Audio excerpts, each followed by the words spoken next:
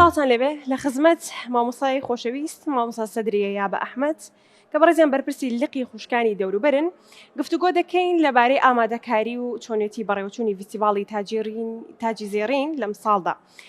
مامۆستا جیان زۆر بەخێر بن، سواس بۆم دەرفەتە. زۆر سواس دەکەین مامۆستا دەستپێک بابزانین پەیام و ئامانجی فیستیڤاڵی تاجی زێڕین چییە؟ بسم الله الرحمن الرحيم والصلاة والسلام على سيدنا محمد وعلى آله وصحبه وسلم.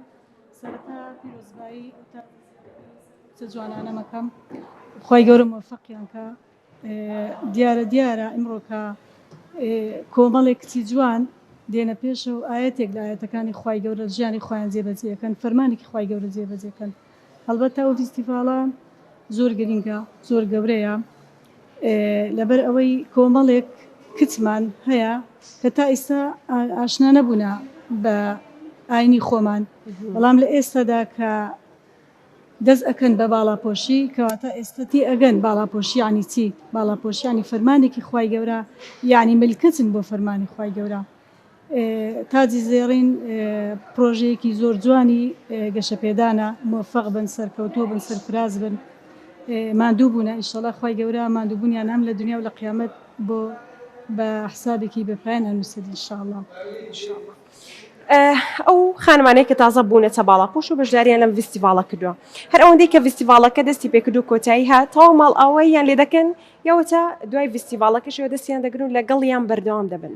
حتمما ئێمە دەستبەرداری ئەو کچانە نابین، ئەوانە ڕوحی ئێمەن، جەرگی ئێمەن، ئەوانە پارچێکن لە دڵی ئێمە کاتێوانە و بڕیارە گەورە و چاکە ئەدەن ئێمە لەسەر سەردایانەنین نەخێر ئێمە هیچ کاتێک بەجیان نایلین هەر بڵێ لێرە تاو کۆتایی پێبێ و نا ئێمە بەردەوام لەگەڵیانین بۆ هەموو کۆڕێک بۆ هەموو ئەو پرۆژانێک کە گەشەپێدان هەیەی بۆ پرۆژانی کە لقەکانی خوشکان هەیەە ئێمە پەیوەندیمان هەیە لەگەڵیان و بەردەوامین لەگەڵیانە. زۆر باشە، زۆر جا دەڵێن بەشداروانیان فیستیڤاڵە زیاتر لایەنگیری ئەو لایەنن کە بەو فیستیڤاڵە هەستاوە زیاتر ئەندامانی خۆیان، ئەمانە تا چەند ڕاستن؟ ئەوە بەڵەیەک و نەخێرێکی ئەوێ بەڵەیەک بۆ ئەوەی کە وەک ئینتیما نەخێر ئەوانە هەمووی ئەندامی ئێمە نین بڵێن ئەندامی خۆمان و هاتنە کچی خۆمانن هەموو بوونەتە باڵاپۆش. ئەوە هەموو ئەو خەڵکەی کە لە کوردستان ئەژێت لە هەموو شوێنێکە وە ساڵانە 4 ساڵجاری لە شوێنێک هەموو خانمانی هەموو کەسێکە جیاواز لەوەی کە ئێمە ئەندامی خۆمانی تیاابێت ئەندامی خۆمان شتیا بێت، بەڵام زۆربەی خەڵکە بەشدارەتیایە ئێمە هیچ کاتێ ئەوانمان ئێمە هەر نەک ئەو کچانە کوردستان هەموو ئەحزابەکان هەموو ئەدیانەکان بە مڵکی خۆمان ئەزانین ئیشیان لەسەر بکەین بۆ ڕێگەی ڕاست بیان بین. پێمان خۆش نییە کەسێک ڕێگەیەکی چەوت بگرێ، بەڵکو دەمانەوێت هەموو کاتێ دەستیان بگرین و بەرەو ڕێگەیان ببێن کە بەختەوەری کای ئینشاءڵڵا. ئامۆژگاری و پەیامی ئێوە چییە بۆ ئەو خانمانەی کە تازە بوونە باڵاپۆش و ئەو خانمانشی کە هێشتا نەبوونێتە باڵاپۆش؟ ئێمە داواکەین ئینشاءڵڵا هەموو دقەیەک لە ژیانی ئێمە ئەڕوا یەکێک ببێتە باڵاپۆش.